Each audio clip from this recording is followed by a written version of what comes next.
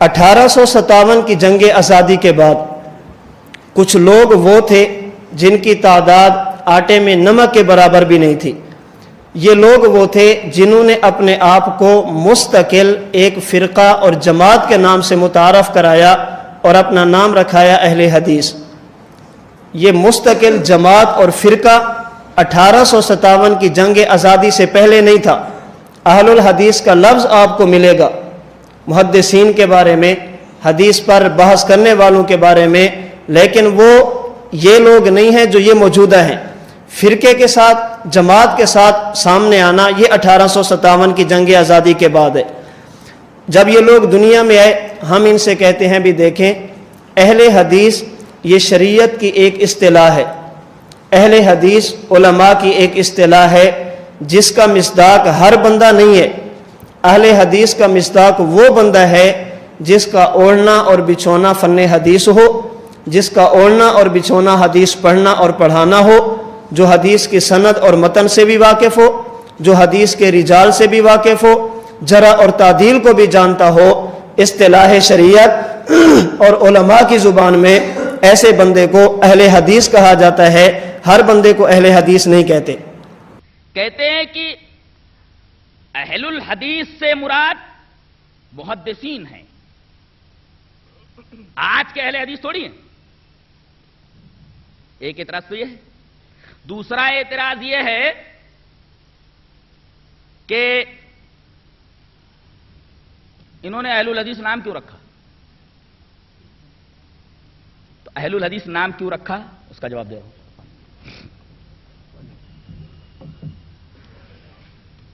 عیسیٰ کے زمانے میں مسلمان تھے کہ نہیں؟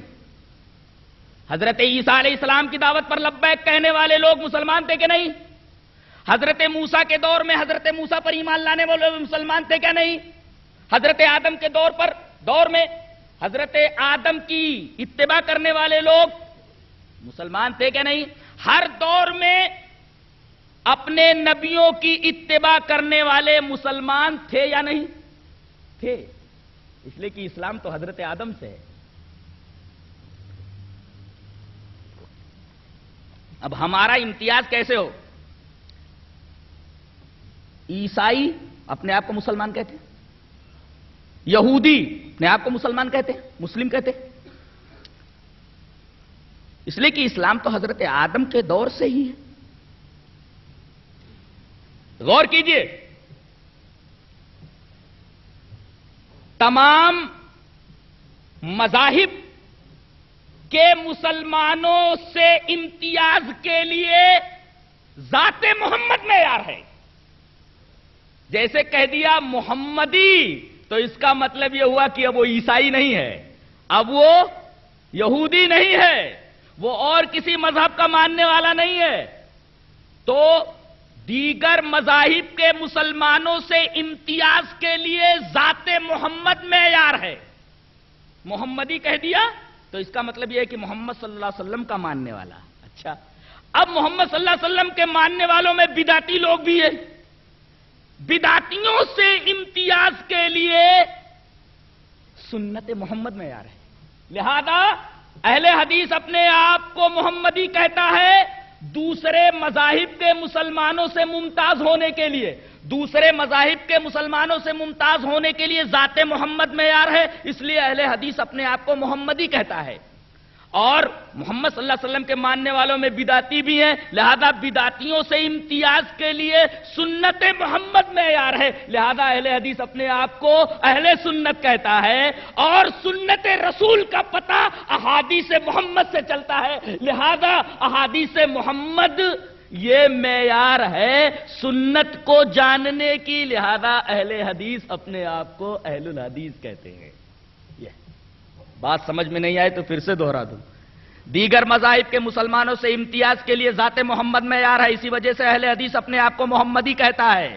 اور محمد صلی اللہ علیہ وسلم کے ماننے والوں میں بدعتی لوگ بھی ہیں، لہذا بدعتیوں سے امتیاز کے لیے سنت محمد معیار ہے، تو ہم اپنے آپ کو اہل سنت کہتے ہیں۔ اور سنت کو جاننے کا ذریعہ احادیث رسول ہے، احادیث محمد ہے، لہذا احادیث محمد کی طرف نسبت کر کے ہم اپنے آپ کو اہل حدیث کہتے ہیں۔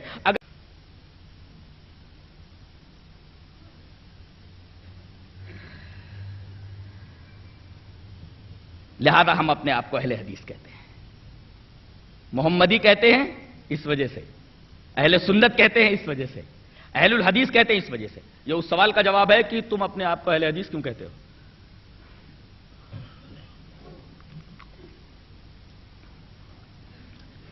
اہل حدیث صرف محدثین کو کہتے ہیں، غلط بات ہے. دو لفظ آتے ہیں، محدث اور اہل الحدیث. محدث سے مراد عالم بالحدیث، حدیث کو جاننے والا، حدیث کی تحقیق کرنے والا، حدیث کو پرکھنے والا، اس کو محدث کہتے ہیں. عالم بالحدیث کو محدث کہتے ہیں. اور اہل الحدیث عام ہے، عامل بالحدیث کو بھی کہتے ہیں اور عالم بالحدیث کو بھی کہتے ہیں. جیسے قرآن حکیم کہتا ہے قُلْ يَا أَهْلَ الْكِتَابِ، آؤ اے اہل کتاب. تو اہل کتاب سے مراد صرف علماء ہی ہیں کہ تمام یہود و نصارہ ہیں؟ قرآن حکیم خود کہتا ہے کہ اہل اگر لگا دیا جائے تو بات عام ہو جاتی ہے. اہل کتاب سے مراد یہود و نصارہ کے عالم بھی ہیں اور عوام بھی ہیں. لہذا اہل الحدیث سے مراد عالم بالحدیث بھی ہے. اور ایک روایت حضرت ثوبان کی جسے امام ابن ماجہ رحمۃ اللہ علیہ باب و اتباع سنت رسول اللہ صلی اللہ علیہ وسلم ابن ماجہ میں لائے ہیں. روایت اس طرح ہے، وعن ثوبان، اس حدیث کو ملا لیں بات بالکل واضح ہو جاتی ہے. وعن ثوبان رضی اللہ تعالی عنہ ان رسول اللہ صلی اللہ علیہ وسلم قال لا تزال طائفة من امتی علی الحق منصورین لا یضرهم من خذلهم حتى یاتی امر اللہ عز وجل. رواہ ابن ماجہ فی باب اتباع سنت رسول اللہ صلی اللہ علیہ وسلم. اس حدیث پر ذرا رک کر میں ذرا کچھ شرح و بسط کے ساتھ کچھ باتیں کہنا چاہتا ہوں. حضرت ثوبان رضی اللہ تعالیٰ عنہ فرماتے ہیں کہ رسول اللہ صلی اللہ علیہ وسلم نے ارشاد فرمایا کہ میری امت کا ایک گروہ برابر رہے گا.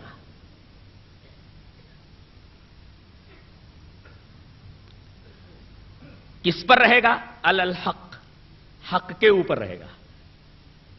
منصورین، اللہ کی طرف سے اس کی نصرت و تائید ہوگی.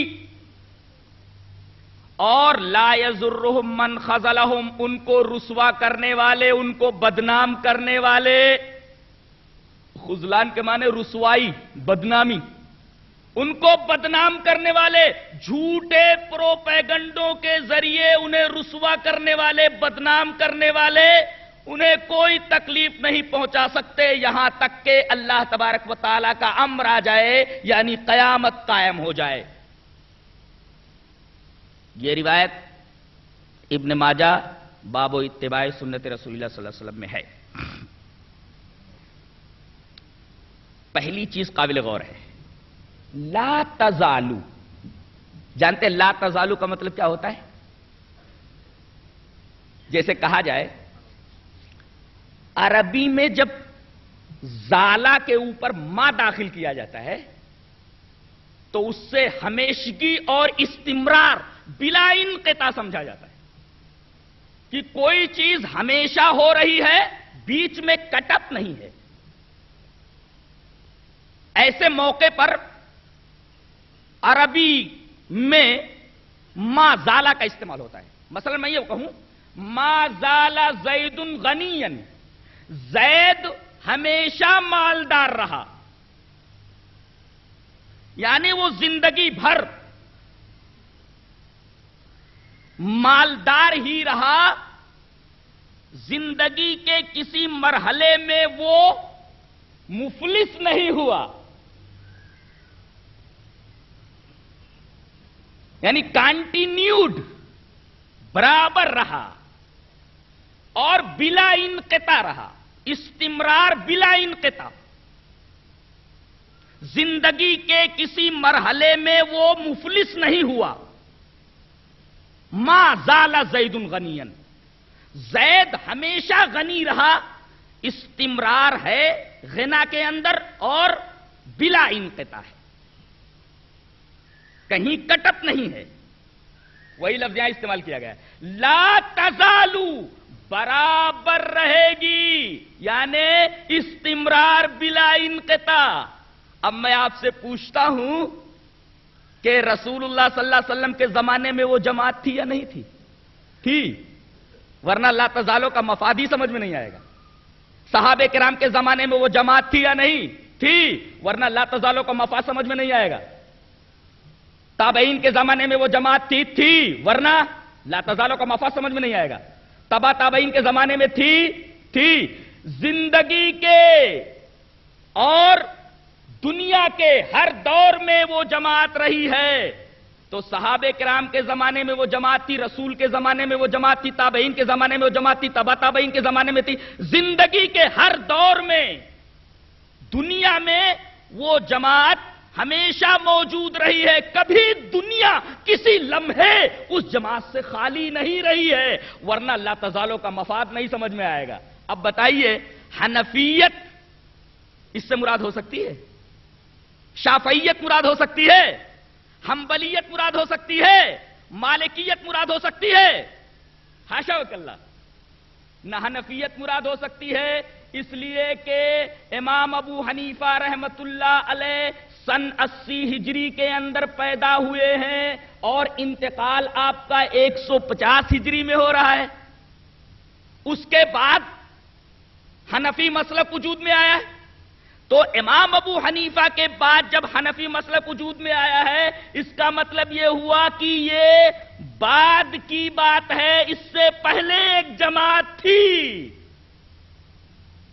اس لیے کہ لا تزالوں کا مفاد یہی کہہ رہا ہے کہ اس سے پہلے وہ جماعت موجود تھی اور دنیا کبھی اس جماعت سے خالی نہیں رہی. اب دیکھیے، حضرت امام ابو حنیفہ 80 میں پیدا ہوتے، 80 سے پہلے یہ جماعت موجود تھی. سوال ہے کون سی جماعت تھی؟ حنفیت تو تھی نہیں، اس لیے کہ 80 کے بعد مسلک حنفی بنا ہے. اور حضرت امام مالک رحمت اللہ علیہ پیدا ہوتے ہیں سن 93 میں.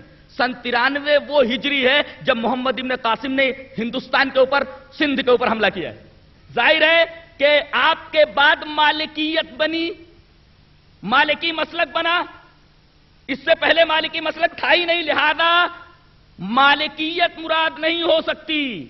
امام احمد ابن حنبل رحمت اللہ علیہ کی پیدائش 164 کے اندر ہو رہی ہے. 164 کے بعد مسلک حنبلیت وجود میں آیا ہے، اس سے پہلے وہ جماعت موجود تھی. اسی طریقے سے حضرت امام شافعی رحمت اللہ علیہ کی پیدائش 150 میں ہو رہی ہے، یعنی جس سال حضرت امام ابو حنیفہ کا انتقال ہو رہا ہے اسی سال حضرت امام شافعی رحمت اللہ علیہ پیدا ہو رہے ہیں. اس کا مطلب یہ ہوا کہ ان کی پیدائش کے بعد شافعی مسلک وجود میں آیا. اور حدیث پاک کہہ رہی ہے کہ دنیا کبھی اس جماعت سے خالی نہیں ہوئی، اس لیے کہ لا تزالوں کا مفاد ہے استمرار بلا انقطاع. یعنی ان سے پہلے وہ جماعت موجود تھی. خود یہ حدیث بتا رہی ہے کہ اس سے مراد حنفیت نہیں ہے، اس سے مراد مالکیت نہیں ہے، اس سے مراد حنبلیت نہیں ہے، اس سے مراد شافعیت نہیں ہے. پھر کون سے لوگ مراد ہے؟ کون سی جماعت مراد ہے؟ وہی جماعت مراد ہے جسے حضرت امام احمد ابن حنبل رحمت اللہ علیہ نے اصحاب الحدیث کہا ہے، حضرت علی ابن مدینی نے اصحاب الحدیث کہا ہے، حضرت امام بخاری رحمت اللہ علیہ نے اہل الحدیث کہا ہے. فقہی معاملات ہوں یا اختلاف ہوں یا اختلاف ہوں، فقہی معاملات ہوں یا اختلاف ہوں یا اختلاف ہوں یا اختلاف ہوں، ان مسئلوں پہ حجت برہان آپ ہیں، ان مسئلوں پہ حجت برہان آپ ہیں.